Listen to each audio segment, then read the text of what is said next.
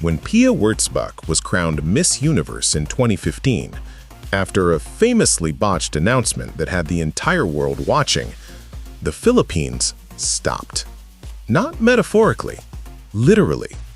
Traffic in Manila halted, streets emptied. Millions of Filipinos were glued to screens in living rooms, restaurants, and convenience stores, watching one woman stand on a stage in Las Vegas represent an entire nation's worth of hope. It had been 42 years since the last Filipina Miss Universe. 4 decades of waiting. And when the crown finally landed, the country erupted. This is what beauty pageants mean to the Philippines. Not entertainment, not casual spectacle, something closer to oxygen. The numbers back it up. There are 40,000 barangays in the Philippines, and nearly every single one holds its own beauty pageant. Schools hold them, malls hold them, fiestas are built around them. The Philippines has 4 Miss Universe titles, 6 Miss International crowns, 4 Miss Earth titles, 1 Miss World, and 2 Miss Grand International crowns, making it the second most decorated country in international pageantry in the world. People here know the names of their beauty queens the way Brazilians know their football heroes. So here's the question. The Filo Lens has to ask. The Philippines wins every crown. But who decided what beautiful looks like? Because the answer to that question changes everything. Here is a fact that almost never appears in pageant coverage. The Philippines did not invent its love of beauty pageants. It inherited it from the very countries that colonized it. The first organized beauty competition in the Philippines was held in 1908 at the Manila Carnival. The event was created by the American Colonial government, modeled on the World's Fairs held in the United States, and was explicitly designed to showcase the Philippines as a civilized, progressing colony under American stewardship. The winner was crowned the Carnival Queen. The first competition had 2 categories, a Queen of the Orient and a Queen of the Occident, one for Filipinas, one for Americans. Right from the beginning, beauty in the Philippines was defined with a dividing line. Go back further, and the Spanish were already at work. For 333 years, Spanish colonial rule fused Catholic religious festivals with ideas of feminine beauty. The Santa Cruzan, still celebrated today, selected young women deemed fair and beautiful to lead processions in elaborate costumes. The Flores de Mayo did the same. These weren't just religious events, they were rehearsals for a beauty standard. And the standard had a clear preference: lighter skin, European features, proximity to whiteness. By the time the Americans arrived and formalized the pageant, the soil had already been prepared for centuries. The Philippines didn't fall in love with beauty pageants, it was taught to.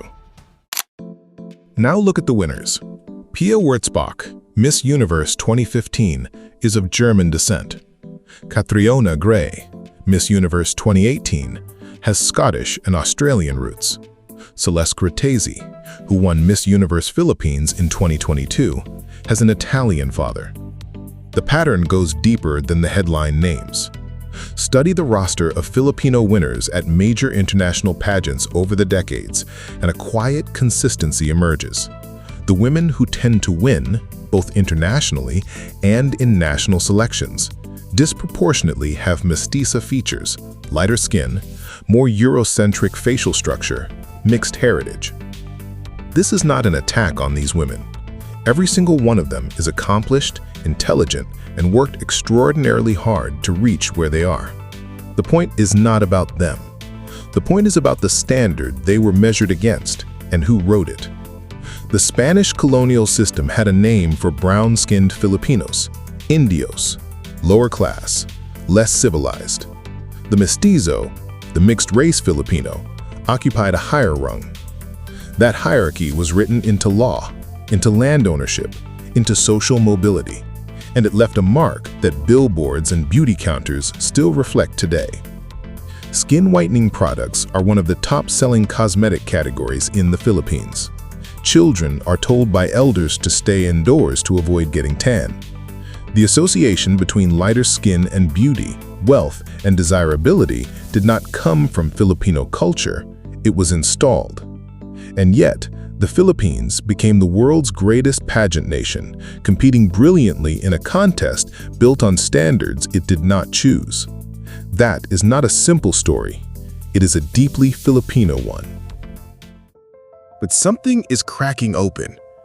In 2024, Chelsea Manalo was crowned Miss Universe Philippines, and she was something the pageant world in the Philippines had rarely seen at that level: a Black Filipina. Dark-skinned, unapologetically Morena. She had been bullied as a child for her complexion. She had wondered whether she needed whitening products to be considered beautiful. And then she won. The response was electric. Not just pride, but something more specific. Relief. Recognition. Generations of Filipino women who had never seen themselves reflected in a crown finally had an image. Then, just 2 years later, the Philippines chose again. And this time, it chose someone even more complicated.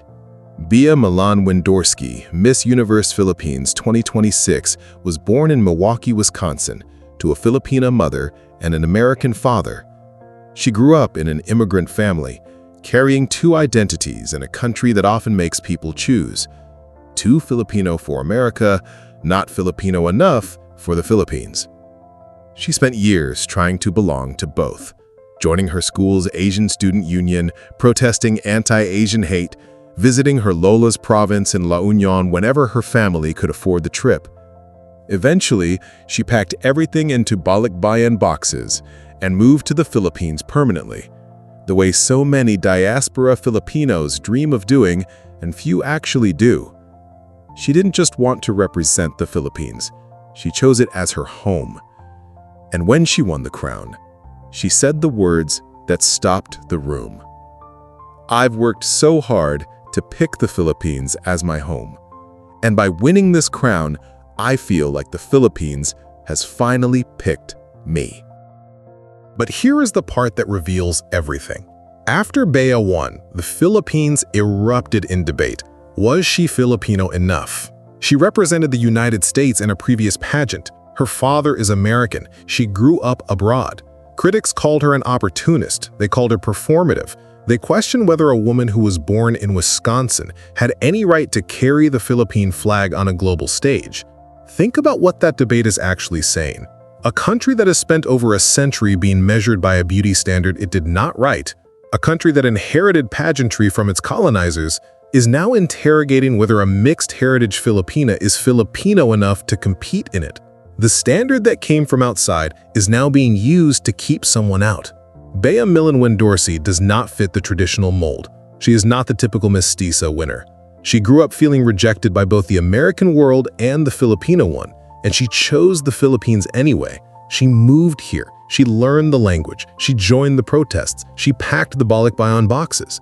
And on the night she was crowned, she held back tears and said she had spent her whole life trying to be enough for the Philippines, and the Philippines had finally said yes. If that isn't a Filipino story, what is? The pageant debate in the Philippines has always been about beauty, but underneath it has always been a deeper question. Who gets to be Filipino? Who decides? And when did the Philippines start applying a colonial measuring stick to its own people? Chelsea won and told brown girls they were enough.